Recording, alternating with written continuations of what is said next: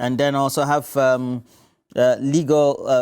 two legal practitioners right here. So I have Wanda Victor Kuto. Thank you for joining us. And then also lawyer Kwame Jantua. Thank you for joining us. He also he's an energy consultant. He's also currently chair for the Political Affairs Directorate for the CPP, or the Political Affairs Committee of the CPP. And lawyer Jantua, thank you for joining us. Good morning.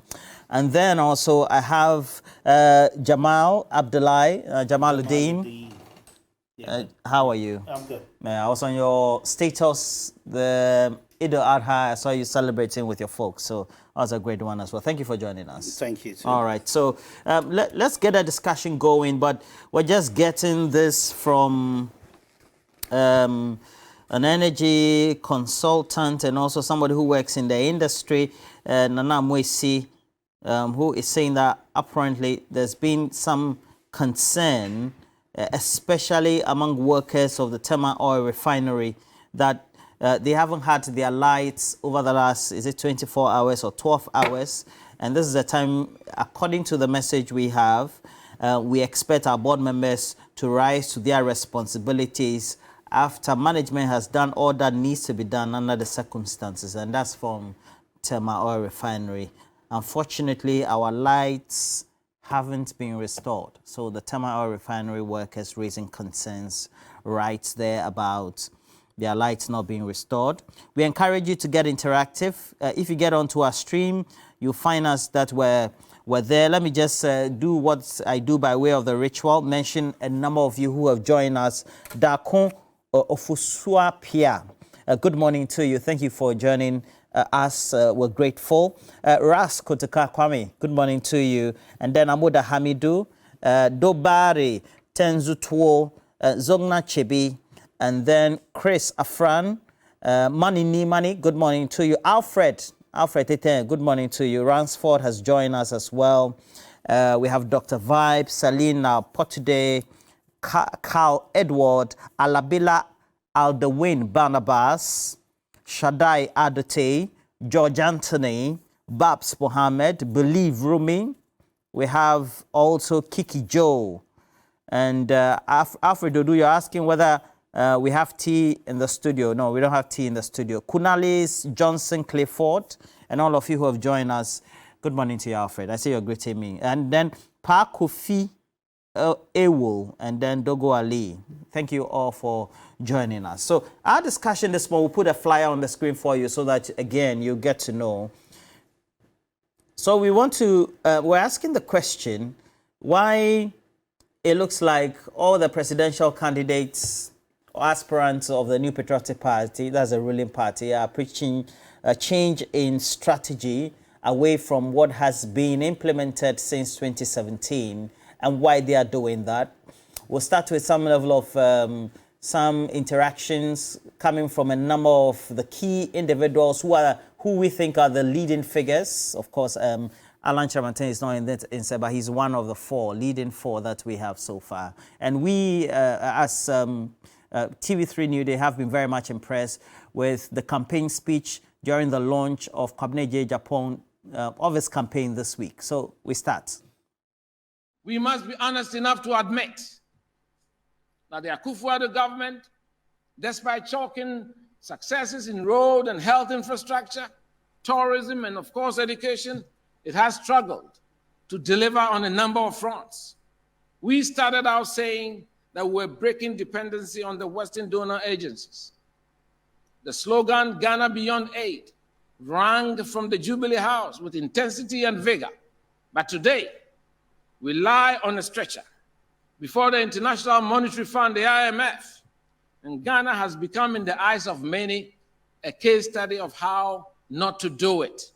Our party, the NPP, therefore, cannot afford to put forward those who led us to this state and expect Ghanaians to embrace them during the 2024 election. We need a new face, a pair of clean hands, a leader to reconnect with our base and earn the trust of Ghanaians. I humbly submit, I, Kwabena J. Japan, offer the hope of a fresh start for Ghana. I'm not a newcomer. I did not join our great tradition midstream after the danger abated. I have served this party right from the get-go and in many capacities. I was there when it mattered most and also when the party was at the peak of its glory. I gathered valuable experience doing so. Very well. If you say, I would share, Obi am pe COVID-19, Obi am pe Russia Ukraine war tie. Mama brabom ensesa, eno na opetie. Ensesa na me leader, enye se ensesa na me watch. Eno nti Ghana for your imagine say, omo be punish. But I assure you, Ghana a soldier for pose. I'm not working in Japan. Obi Abakacho says for men for. It is said you are going to win this election. Together with you, I want to see a Ghana where we leverage technology, data, and systems for inclusive economic growth. I want to make Ghana the digital hub of Africa. I want us to bridge the digital divide and apply digital technology and artificial intelligence for the transformation of healthcare, education, and public service delivery, amongst others. And that is why I am offering myself in all humility to contest in the primaries of this phenomenal party, the great new patriotic party. And already it looks like the stakes are high. Jamaluddin, why is everybody departing away from President Kufuor? Everybody's running, including his vice president. Who heads government economic management team? Jamaluddin. Thank you very much for the opportunity. Let me say a good morning to yourself, your team, my colleagues, and Uncle here. Good morning. And to your cherished viewers. And a special good morning to the President and the Vice President who are doing everything possible to ensure that Ghana is back on track from the COVID pandemic that destroyed the trajectory Ghana was going or was heading towards. And a good morning to the General Secretary of the party. He's doing a wonderful work. And to one of my boss, Tony Asari of Avant-Garde. He's also a good man, and I wish him all the best in his endeavors. Yes, a couple of people have come out to contest for the NPP presidential primaries. And as a party who believes and uphold democracy as its backbone, always give the opportunity to people to present themselves to the electors to be selected as the leader or leaders of the party whenever the opportunity comes. 10 people have picked up nomination forms to contest and have been approved to contest. They are running their campaigns across the country with messages they believe can woo the voters towards their direction. Nonetheless, I believe that every message said by everybody is for a purpose. The main purpose is winning or wooing the delegates towards them. Now we ask ourselves, where was the country heading towards before the NPP government took over? Where was it headed? We were in a country where utilities was scarce, when electricity, water, and other social amenities was even difficult for people to have. We were in a country where since 2012, there haven't been any recruitment within the health sector. We were in a country where in the entire country, the country can only boast of 57 ambulances, and out of the 57 ambulances, 20-something of them were hijacked or were placed under maintenance. Some had blocks under them because they didn't even have wheels to move. We were in a country where every year you have over 100 to 200,000 students not making it to the secondary school level. We're in a country where roads were being constructed in books instead of on the grounds. We're in a country where everything seems not to have gone well. This government took over, started putting things in place, and we started seeing results in the strategies or the measures that the government put in place. Today, in as much as the globe is facing difficulty, in as much as other countries or almost all the countries in the world are struggling from a post-COVID, from the COVID impact, where they are all putting measures in place to recover from the COVID impacts and other impacts such as the Russian-Ukraine war, which affected global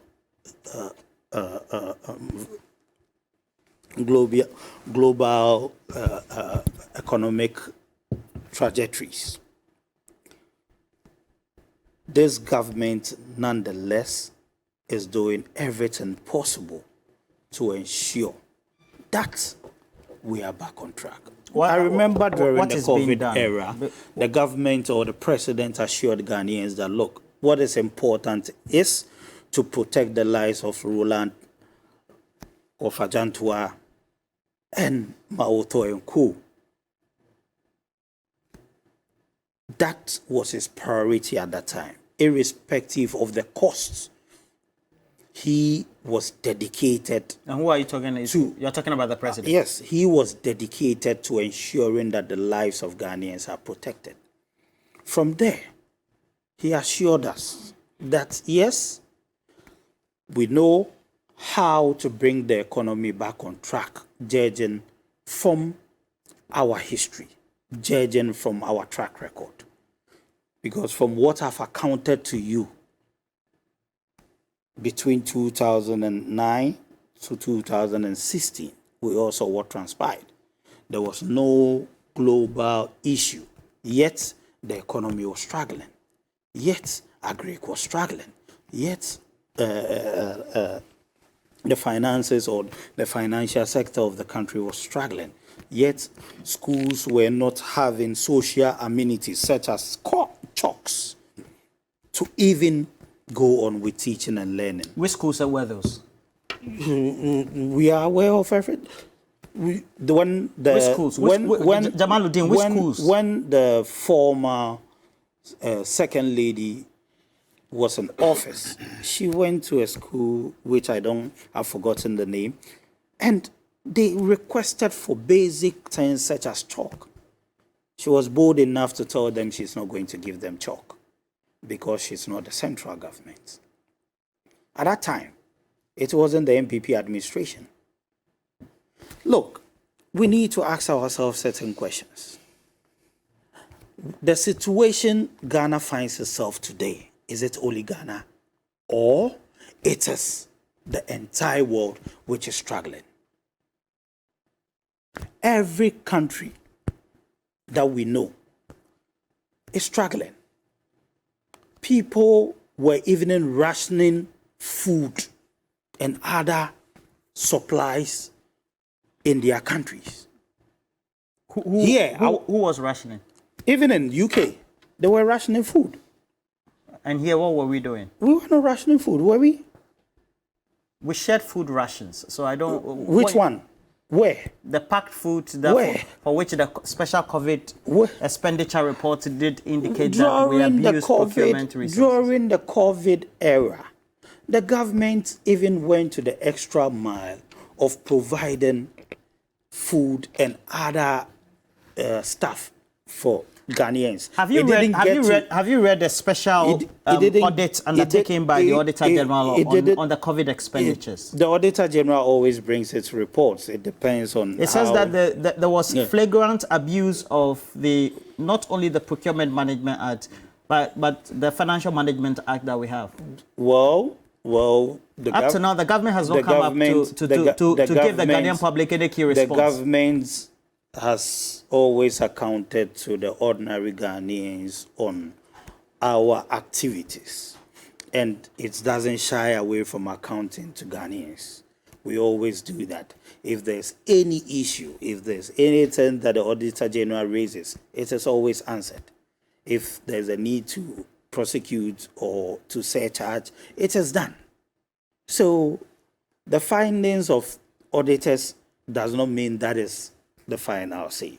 Probably at the time they were auditing, they didn't get answers. I haven't seen what you claim to have been in the reports, so I would move on to my submission.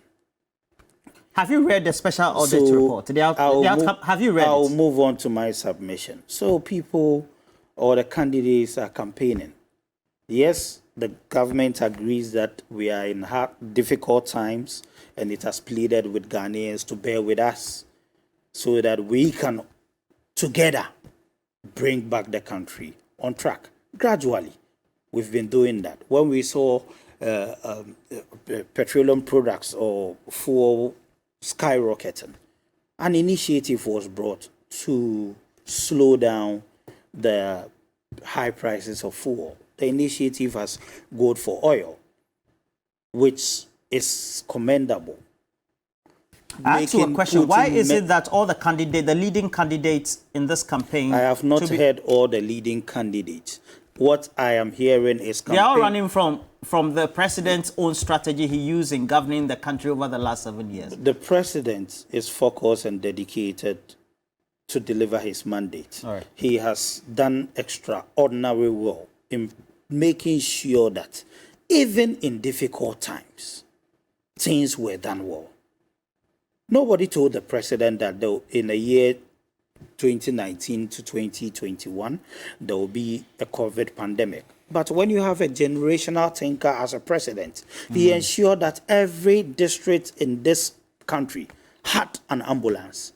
And we all know the impact the ambulance had in the fight against COVID. Aside from that, when he came and met a backlog of nurses who were not recruited, of teachers who were struggling to get recruitment, he ensured that he recruited over 58,000 nurses to support our health sector. And we all know the impact those nurses played in the fight against COVID, protecting you and I. Today we are alive, thanks to God and thanks to the measures the government put in place to protect us. Aside from that, the government is doing other things, providing grants and loans to SMEs to ensure that they come back on track. Every country, or most countries did that. The US did that, the UK did that, Germany did that, Ghana equally did that. Companies are getting support through the Ghana Enterprise Agency, through small scale or entrepreneurs are equally getting support through the Youth Start program under the NEP. So this is a government that, aside from the difficulty, has been able to manage the economy. It's telling you, yes, you know what we've done before. Calm down, bear with us, let us work together and ensure that the country moves back on track. What's your own assessment? Because what we have observed here is that the leading candidates seem to be running away from the strategy that the president has used in governing the country over the last 7 years, and are even preaching change in that strategy and then personnel. Right. Let me also use this opportunity to say good morning to yourself, our uncle here, and then my brother Jamal, and to our viewers and all those listening on Facebook, watching us on Facebook. Good morning to all of them. I must say that I'm not surprised that the NPP, particularly those contesting to be their presidential candidates, have kind of shifted from their working documents of the NPP government. For every government, you look at their manifesto, It's their manifesto that becomes a working document if given power. So in having this discussion, it's important for us to look at the working document of the NPP. Prior to the 2016 election, the NPP message clearly was that they were going to move Ghana from taxation to production. This is not in dispute. So we need to now analyze whether this particular promise, which was the anchor of the NPP government, or the NPP campaign at the time, which now... You don't think that has been done? Not at all. I will explain to you. The indicators that you look at to see whether or not a government has moved from taxation to production is to look at the inflation. Inflation. Now, as at 2nd July, the finance minister met the press, and he said that, look, his hope is that he will reduce inflation from 42% to 29%. I'm speaking to facts. These are the figures, the words of the finance minister. He said he's going to reduce inflation from 42% to 29%. He's hoping. Now, what was the status quo before they took over power? Inflation, at the time we were living, at the time the NPP claimed that former President John Dramani Mahama was incompetent, the inflation rate was barely 16%. Today, inflation rate is over 42%. And in fact, the finance minister himself is not hopeful to bring the inflation rate to the level at which the NDC, at the time we're leaving office, he's hoping to reduce it to 29%, which we in the NDC even think that even if he is able to reduce to 29%, he's still a bad performer. Now, if you have inflation rate at 29%, we need to now ask ourselves, what is the cause of this inflation? Only basic econ students will tell you that, oh, demand and supply can cause inflation. Of course, if demand exceeds supply, it can lead to increase in prices. We know that. We also know of external factors. But if you look at Ghana's current situation, deliberate governmental policies is what has led to where we are now. How do you mean? I will point them out to you. Government has monetized our debt, monetization of our debt. Government have overborrowed. As we speak now, the national public debt is around 520 billion Ghana cedi. When we were leaving power, the national debt was nearly 120 billion Ghana cedi. Because they have overborrowed and we have budget deficits, they are printing more currencies to finance our budget. And once you do that, and if there is no corresponding production, inflation rises. Another major deliberate governmental policy that has led to where we are now is that the NPP government have deliberately crawled out private sector businesses. You see, for every economy to grow, you need both the government and the private sector. But if you have the government that keeps borrowing from domestic and external sources, that keep borrowing, what happens is that interest rates become very expensive and costly. And once this happens, private businesses are not able to have access to investment. And once private sector businesses do not have access to investment, it affects their ability to go into production. And again, once this happens, production drops, and the ripple effect is that inflation will rise. Another major cause of this situation, the inflation, is the exchange rates. We all know that Ghana we are import dependency nation, such that even toothpick, we import it into this country. We have the vice president saying that he had arrested the dollar and given the keys to the at the time. Yes, that he has given the keys to the IGP. Look at the exchange rates. Look at the exchange rates. So when you overborrow, there's pressure on the domestic currency, and it affects the exchange rate. And quite apart from this, the NPP have been indisciplined. Very, very, very indisciplined. Not too long ago, GMPC, the board chair of GMPC, attempted to sell Ghana shares in the Jubilee Fields to Petro South Africa.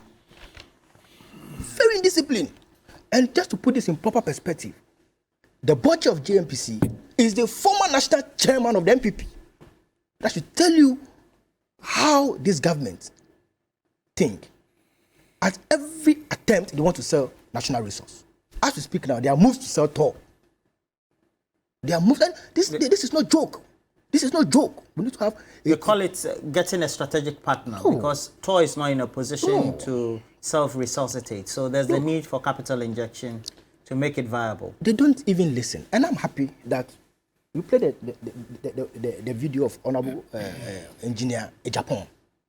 He said that Ghana, look, the mantra, Ghana Beyond Aid, has proven to the extent that now Ghana, we are lying on a stretcher at the IMF. Those were his words. We in the NDC even feel that, look, now we've even fallen off the stretcher.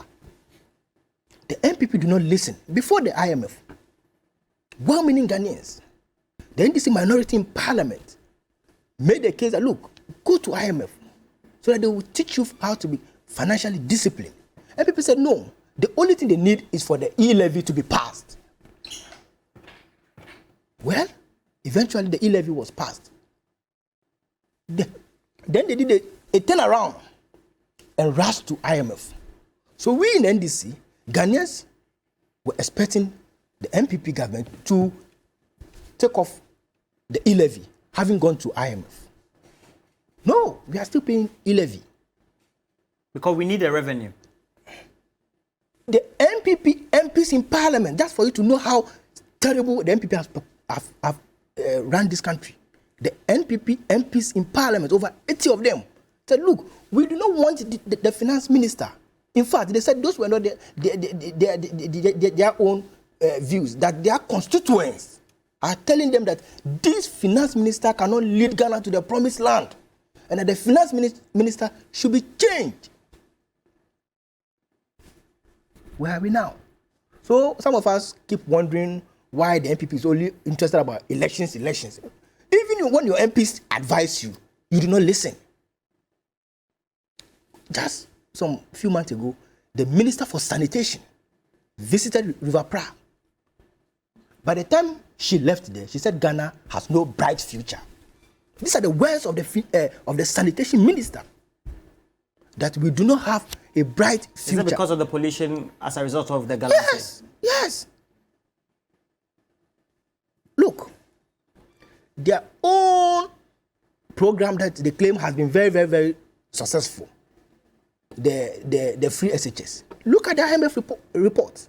They said that the free SHS has been what? Poorly targeted. They said, yes, enrollment had increased, but there is poor learning outcome. So what is it about the NPP? Look, Dr. Baumia, some of us are not even surprised at all. He came, the economist. Now he has moved into what? The digital world. But the NPP does not even have any record in terms of digital infrastructure in this country. Doesn't it surprise you that somebody who talks about... Well, I wonder, please, can you wrap up for me? Yes. Somebody that talks about digitalization, going around meeting delegates. Why can't he meet the delegates online? If he really believes in digitalization, why couldn't he meet delegates via Zoom and all of that? So that is where we are now. The debt to GDP ratio is over 74%. Point made. Thank you. Okay. Now, Lajanto, in order to put the icing on the cake, the observation is that these key leading figures who are contesting to be flag bearers and ultimately the president of the republic after the 2024 presidential elections seem to be, in quotes, running away from what the key economic governance strategy of the Akufo-Addo-led administration is. And why should that be so? Why shouldn't they be proud of it? Good morning to my fellow panelists. Roland, good morning. And Morning. our viewers. I'll start by saying the frog is in the water, but it's sweating. The frog is in the water, But it's sweating. but the frog is sweating. Yes. What do you mean by Water that? By sweating.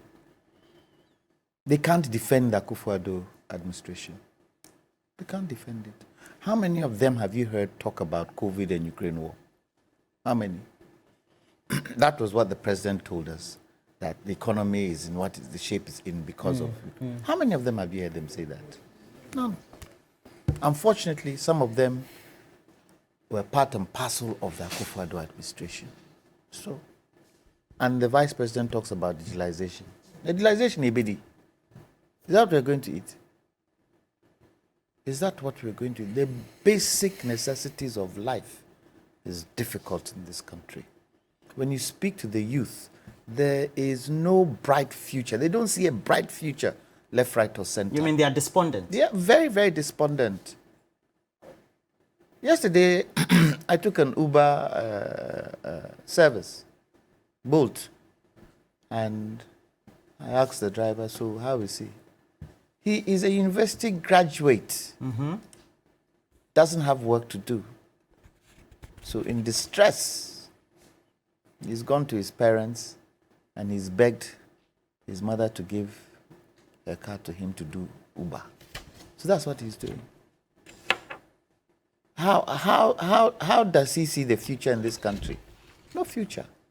But you see, unfortunately, we've gone against the Constitution. Under the directive principles of State policy. 36(1). Now, good. The state shall take all necessary action to ensure that the national economy is managed in such a manner as to maximize the rate of economic development and to secure the maximum welfare, freedom, and happiness of every person in Ghana, and to provide adequate means of livelihood and suitable employment and public assistance to the needy. Can the Akufo-Addo government answer this? Can they tell us that they have been able to secure this particular article for the people of Ghana? They can't. Well, the excuse is that we were on a good trajectory until COVID and Ukraine came in. Good trajectory. Weren't we under IMF? Weren't we under IMF? We were. Weren't we under IMF conditions at the time? And when we came out of IMF, after it was extended, what happened? And you come 2016, 2017, and you promise us so many things that you haven't been able to authenticate. I'm not sure whether yesterday you heard of the news item about the one district, one dam, where in the north, the dam has dried up so much so that the intention that it was built for was to do irrigation. And right now, it's the cattle that are drinking from the dams. Didn't President Akufo-Addo go and open those, launch those? Didn't he say to the people in a particular area, you are the first people to have this? Where is it today? So they themselves, the flag bearers, have realized they failed. They have failed, unfortunately. Failed Ghanaians. Look, some of us are not NPP people. But come 2016, 2017, I can say nearly 3/4 of Ghanaians knew there was a change coming. There was a change coming. You said what? You would add value. There will be not too much tax. We will not go for loans. You castigated the government then for going for loans. When you came, what did you do? You've done the same thing. Haven't you failed? And what is your excuse? What is your excuse? Now, unfortunately, very sad, such an experienced person like President Akufo-Addo, you don't listen to the people. You do not listen to the people. When things are going wrong and the people tell you, please, put brakes on it. Let's look at this, let's look at that. You don't listen? What didn't we say about the finance minister? Is he still not there? Are we still not in a hole? Are we not? Should that be the reasons why none of the key individuals, you have in the picture there, Lantrabanting, before then we showed Kenny Japan, who also seems to be a maverick in this race, and then also Kwabene J. Japan and Dr.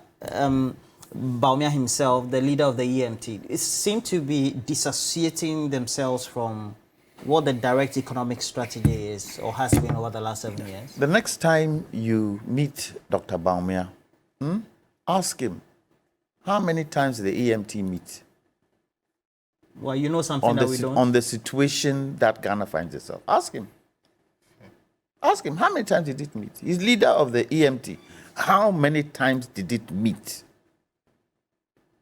Ask him. Who was really in control of economic, what do you call it in this country? Who? Do you know something that we don't know? Oh, please. It should be obvious to you that the Minister of Finance was the one controlling everything. Don't let's just stop, put things... Massaging thing. What the fact is the fact. When did the EMT meet? When was the last time the EMT met the economic management team? When? Wouldn't you have thought that if the economic management team had met, Ghanaians would hear it? Do they not serve the people? Are they not there to serve us? And I'm not sure if you read the latest, I think it was yesterday or the day before yesterday, where it was talking about exposure of countries in Africa that expose the finances of their country. Where was Ghana? So one of the most secretive of the lot. Yes, they said. Yes. Ghana is one of the most secretive. Yes, most secretive. Why? Even in the peace index, we've moved to 4. Yes. Why? Did we not vote a government in power to serve us? So what are they not telling us that they are being secretive of the finances? What are they not telling us? And so obviously, the flag bearers who were in there and who are part of the party see it. And they are exposing the internal machinations to the people. Remember, this is not a country election. It's a party election internally. And to be able to make sure that they don't get tainted by the Akufo-Addo administration, they are all getting away from it. It's sad. It's a sad situation. Because you'd have thought, all of them, if the economy was good, all of them would tout Akufo-Addo. All of them. And we, NPP, we've done this. President Akufo-Addo has been able to do this. We will move what President Akufo-Addo did. How many of them have said it? Minister of Agriculture, what has he said? Hasn't he said is the key to Ghana's, what do you call it? And they asked him, why didn't you push it then? He wasn't in power. Wasn't in power. So it goes to show, unfortunately, I'm not interested, Roland, in the partisanship. I'm interested in Ghana. The overall national interest. The overall national interest. Where are we? And they should be mindful. Whoever they choose, they should know, can that person win the country? Among all the candidates that you see, who gives you hope? I don't know. I can't tell. I can't pinpoint at this material moment. I must say, Cabinet Japan's presentation, inaugural speech, yes, was down to earth. Down to earth, let's say. But it was down to earth, but they won't give it to him. They will not give it to him. I'm not saying he would be a good president, because it's one thing going for a party flag bearership, and it's one thing going to the country. Two different things. So let's see what happens. And Jamaluddin, you look at the summation of what the views are on the table. Of course, it seems to be resonating with a number of viewers as well. How can these individuals, who are the leading individuals for this flag bearership race of the ruling party, be able to distance themselves from that level of quagmire, if not reputation, that the government has done so badly in managing the economy that, I just want to make sure that I don't go near. That is not entirely accurate. What is accurate in that your is perception? not entirely accurate. If you have 10 people and 2 or 3 have made certain statements, you can't use it to, you can say it as the general view of all the candidates. Now, the question we need to ask ourselves is, where were we? Where were we heading towards? And where are we now? Why should we ask ourselves the question? Because the benchmark is today. Because every country was moving on. Everything was moving on until something happened. You see, it's just like you have a structure, then you have 2 constructors building a structure. Then one, all of a sudden, the structure collapses without any external impact. Then the other one, there's a storm or a flood somewhere that collapses the structure. Yes, all the 2 structures has collapsed. But what caused it to collapse? My brother, I don't understand what you said. Collapse? What collapse? I said, You have two structures. Which that is being constructed. Your proverbial... Let's say TV3. You have TV3 here. No, speak to government. The government you have TV3 here, which is being constructed. I know what I am making my submission, and I choose what to use. You have TV3 here, which is probably building, let's say, a 2-story bedroom, and the 2-story bedroom are being constructed by 2 different constructors at 2 different places. Then one collapses without any external impact or something on it. It just collapses. You mean one of the buildings being constructed by another entity, another construction company? Yes, collapses. Okay. All the others are still standing. And the others were still standing until a storm comes to collapse the others. Yes, we would all agree that the 2 structures have collapsed. But what caused the collapse of the 2 structures? That's what I'm talking about. And again, you are leading this to what scenario at the national level? I'm making people understand that yes, we are struggling with the economy, which the president or the government has accepted, admitted, and has called on. So now you Ghanaians. admit that the economy is struggling. The economy across the globe. Tell me which economy is not struggling. Recently, US had to raise its debt ceiling. If not, but you're not the US. Oh my God! Despite it's not me. Allow me to make my submission. Please go ahead. Go ahead. The US recently had to raise its debt ceiling just to ensure that it survives, because the impact on COVID and Russian-Ukraine war nearly crippled their economy. In UK, we had 3 prime ministers within a short time just because of the impact. These are the global leaders. And if the global leaders in the economy are struggling... Are you saying that the UK prime ministers, including... I'm not saying... The British Ghanaian Kwating... And again... got out of power because the parliament didn't have confidence, or the party didn't have confidence because of Russia and Ukraine. Is that what you're saying? Whoever goes to the Facebook page of IMF Africa, 21 hours ago, they made a post. They said, the world wants joint action to address rising economic fragmentation, slowing growth, and high inflation. Working together to address these common challenges and building economic bridges will be crucial to improving life.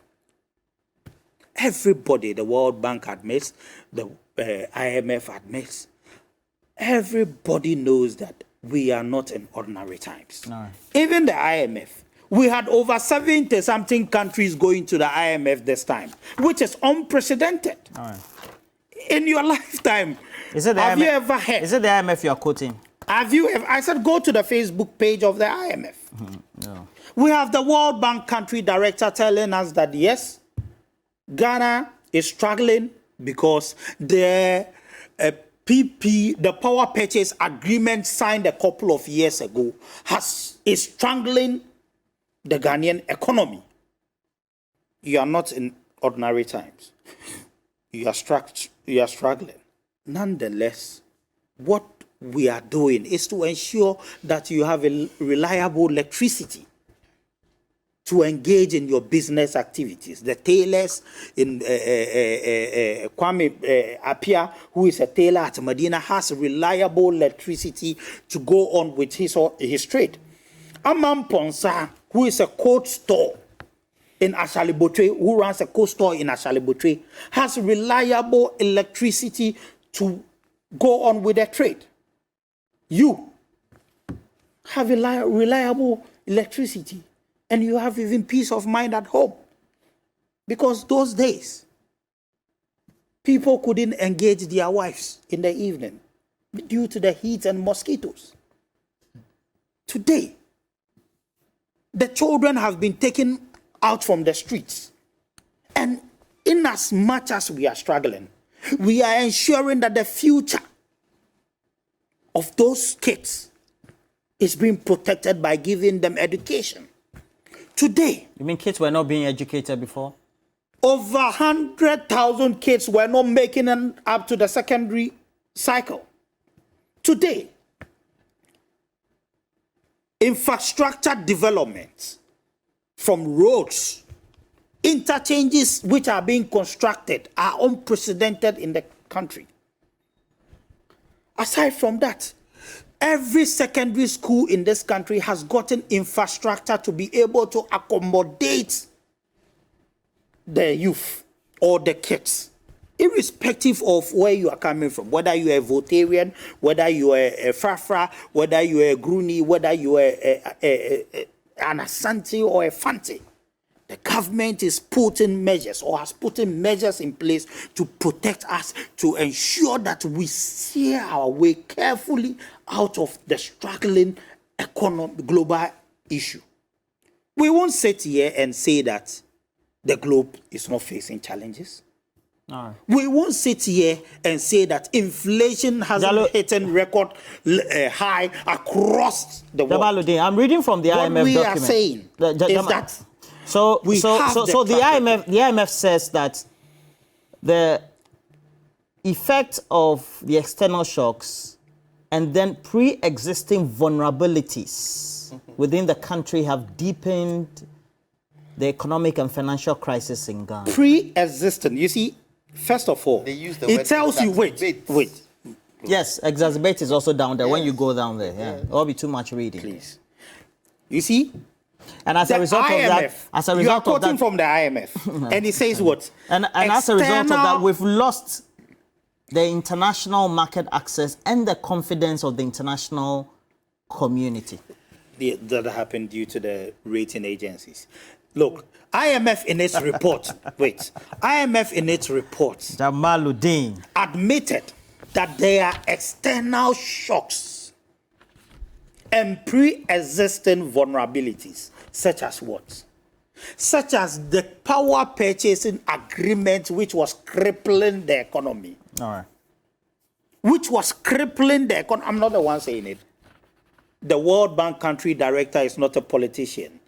He's not also like my uncle here, Wafajantwa, who would come and make submission based on certain agendas. Wow. What agenda?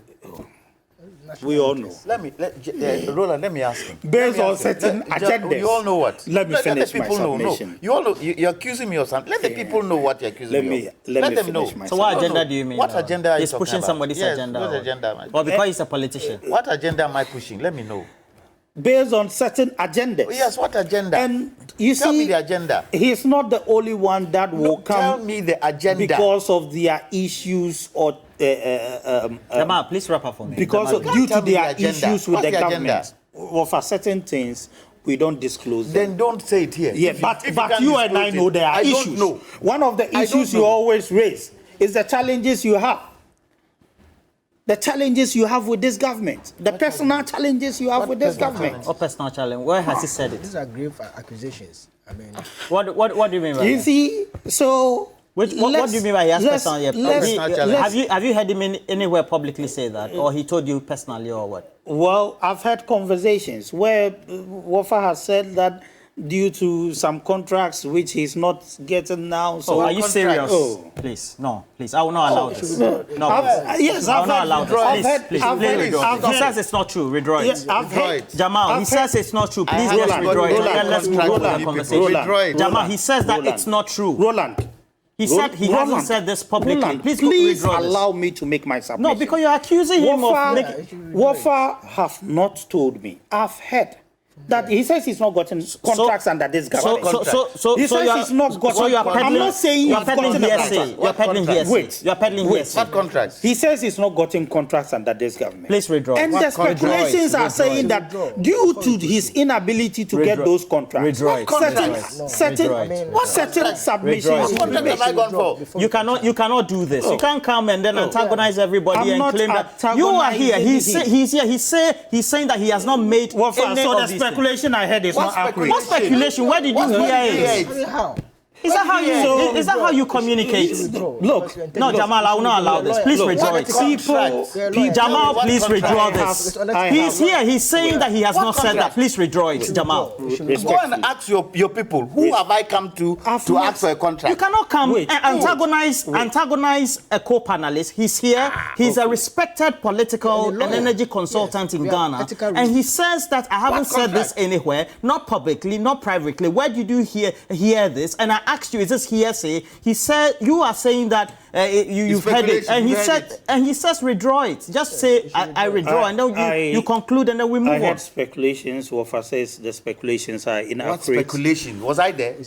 Wafa says the speculations are inaccurate. Jamal, you can't do this. You can't do this. Please conclude for me, please. Roland, conclude for me. Jamaluddin, conclude for me. I have not. And this is not the first time that we've had panelists who have been paired with him. None of them have made these comments before. Roland. And you are attacking his person. I'm not attacking. That's what you have done. Withdraw it. I'm not attacking. Jamal, respectfully, withdraw it. I withdraw the speculations I made public. What speculation? But we do politics. Speculation goes around. Those speculations. Because you're casting aspersions on his credibility and integrity and his image. I'm not casting aspersions. I mean, we cannot do. Please end this. Now, so irrespective of the views of people, what must be made or what must be placed on the table is the government is doing its best to ensure that the country moves back on track. If Wafa is not happy with the speculation I made public, which speculation? I withdraw. Withdraw and be fine. What speculation? Either you withdraw or don't say that if he's not happy, because he says that there's nothing like that. Tell me the contract. Before I made that submission, I said based on speculation. And you said Wafa says the speculation are inaccurate. Is speculation always the truth? Are inaccurate. And I said, well... Did you come and ask me? When you heard it, did you come and ask me? Please. It's okay. End this. The speculations have had or has made Wafa unhappy, I withdraw. Right. Okay.